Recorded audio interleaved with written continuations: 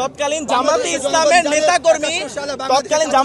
নেতাকর্মী পুরো বাংলাদেশে 600 জন মানুষের মতো ছিল এবং ইসলামী ছাত্র শিবির প্রতিষ্ঠাই হয় 1977 সালের 6 ফেব্রুয়ারি।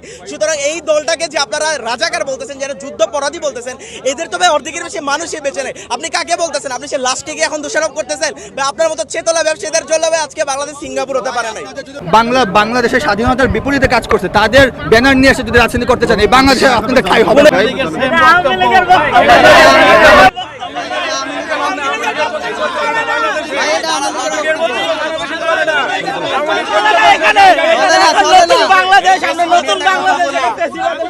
আচ্ছা ভাই, আমাদেরকে বারবার কথায় কথা বলছে যুদ্ধপরাধী। এই কথাটা আমরা যদি যুদ্ধপরাধী হই, কেন বারবার আমাদের সাথেই জোট করা হয়? কেনই দিন শেষে আমাদেরকে